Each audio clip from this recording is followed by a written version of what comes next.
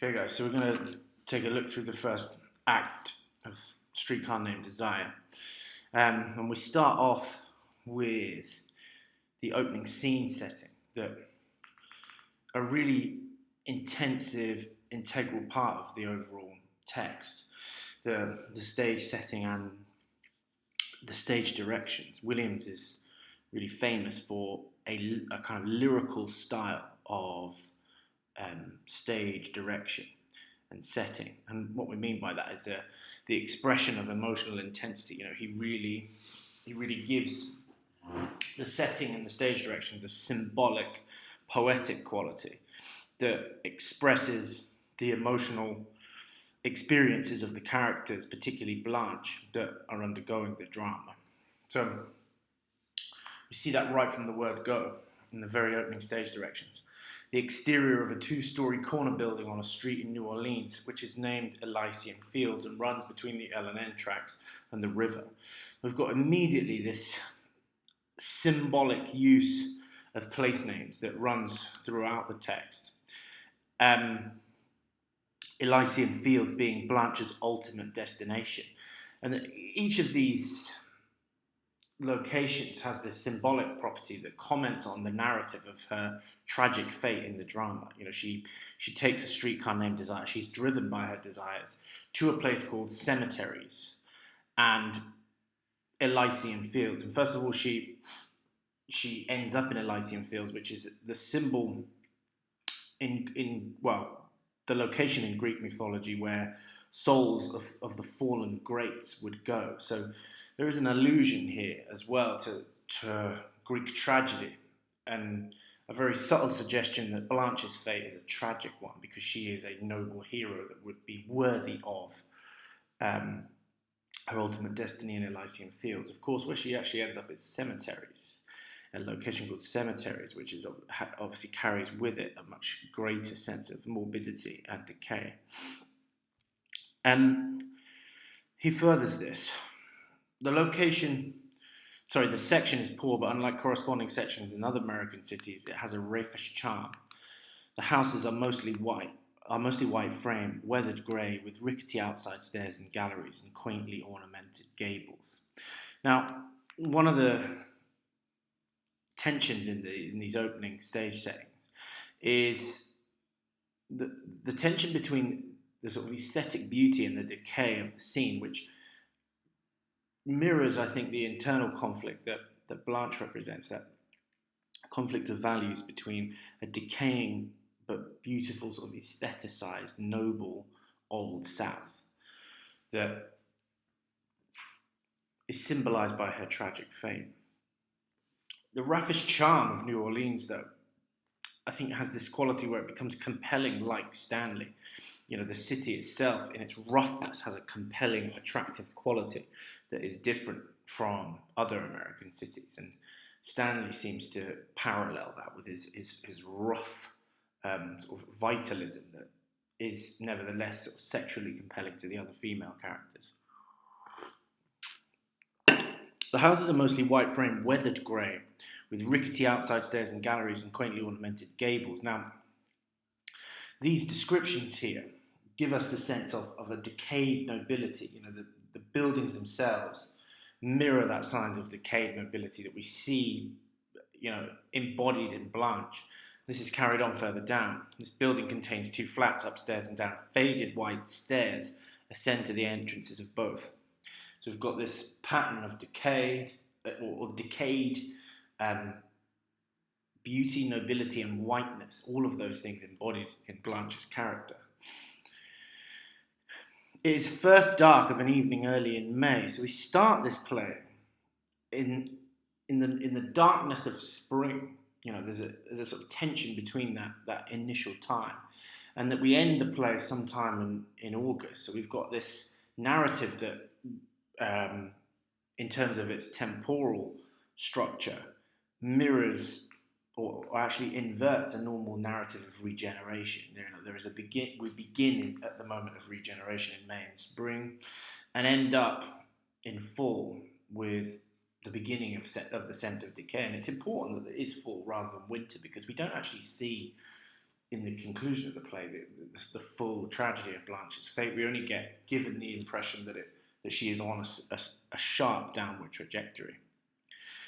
The sky that shows around the dim white building is a peculiarly tender blue, almost turquoise, which invests the scene with a kind of lyricism and gracefully attenuates the atmosphere of decay. Now, again, we've got this sense of aesthetic beauty in the gradual destruction of something both noble and white, this dim white building, surrounded by this tender blueness, which I think actually mirrors the blue piano that we hear throughout the play, and is connected to New Orleans itself, and it's connected to the changes in American society that are embodied in dynamic, diverse cities like New Orleans. So this is an uneasy kind of juxtaposition of these two instances of colour symbolism, where we have this dim white building that seems to be like Blanche. It's pure, but it's decaying, and it's being surrounded and aestheticized by the tender blueness of the scene. So at this moment, there's a sort of graceful cohabitation of the values that are symbolized by these colors. And we see this, Williams is very explicit about the emotional qualities of his descriptions. There's a kind of a barely restrained poet, always kind of scratching at the surface of his, particularly his stage directions and his scene setting. He tells us that it invests the scene with a kind of lyricism and greatly attenuates the atmosphere of decay. And I think the lyricism comes from this aestheticization of destruction and decay. We've got a sense of colourful beauty surrounding that decay, which I think, again, it comes back to the play's central drama and its clash of values between an old nobility and an up-and-coming, rampant kind of commercial materialism. He furthers this kind of poetic quality. You can almost feel the warm breath of the brown river beyond the river warehouses with their faint redolence of bananas and coffee. Now, again, this is where New Orleans is starting to kind of press in on us, on the scene. It's personified. So we've got this figurative language being used to give us the sort of sensory immediacy of the surroundings and the way in which they kind of invade the scene. And that's very much mirrored in the staging of this particular set, where we have this signature ability to see beyond the walls of the house that makes up the scenes. We have this sense of a fragile boundary between the internal actions that are going on within Blanche and Stanley and Stella's apartment, and the context outside that is literally quite literally pressing in on the scene itself. And I think that the sensory immediacy of this description of the surroundings, I think, evokes that sense of the external context invading and pressing in on the claustrophobic set of the apartment. And then he adds to this sort of sensory picture by saying a corresponding air is evoked by the music of Negro entertainers at a barroom around the corner. So we've got this incredibly sort of multi-sensory portrait of the diversity of New Orleans. That it's going to represent an overwhelming kind of barrage of sensory divergence for Blanche, whose name itself obviously carries a number of connotations of purity and also of sterility and of being kind of almost kind of cooked to death. There's a sense of her being sterilized by her insistence on purity and nobility and those values. In this part of New Orleans, you're practically always just around the corner or a few doors down the street from a tinny piano being played with the infatuate fluency of brown fingers. This blue piano expresses the spirit of the life which goes on here. So, this blue piano music that we hear about so frequently in the play, actually embodies the diversity and vitality of New Orleans. So it functions in the sort of symbolic currency of this play, along with the 20th century and Stanley and the rugged materialism that he represents and his vitality and the diversity of the changing cityscapes that are partly the consequence of this growth in industrialization.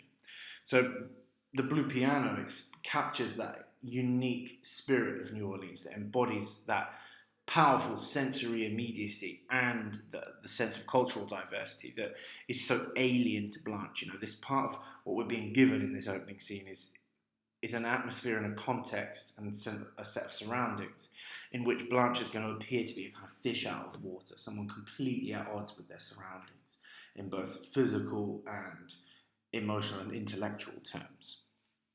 So we have the beginning stage directions. 2 women, one white and one coloured. Immediately we've got racial diversity just in the character makeup, are taking the air on the steps of the building. The white woman is Eunice, who occupies the upstairs flat. The coloured woman, a neighbour. For New Orleans is a cosmopolitan city where there is a relatively warm and easy intermingling of races in the old part of town. So we've got this again. Williams is not particularly subtle about these things. He's very explicit about the significance of his stage directions and his staging. Here, I think there's a racial equivalent for the city's overall sense of diversity that we see here. And again, we know that Blanche is coming from a location and a value system, that embodies a completely outmoded and an outmoded orthodoxy that is confronted and threatened by the social forms that she will encounter in New Orleans. She mourns the loss of her plantation estate, Belle Reve, which obviously embodies a set of values that run directly counter to this warm and easy intermingling of races. Again, above the music of the blue piano, the voices of people on the street can be heard overlapping, and I think it's this sense of sensory, a sort of explosion of sensory diversion that threatens the integrity of the individual in some way.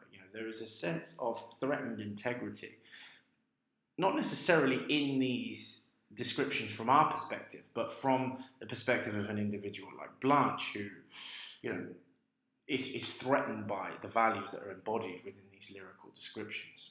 So one of the key things to bear in mind throughout the descriptions of scene setting and of stage directions that you see throughout Streetcar is the intensely lyrical and symbolic quality of the almost poetic descriptions that Williams uses to set the scene.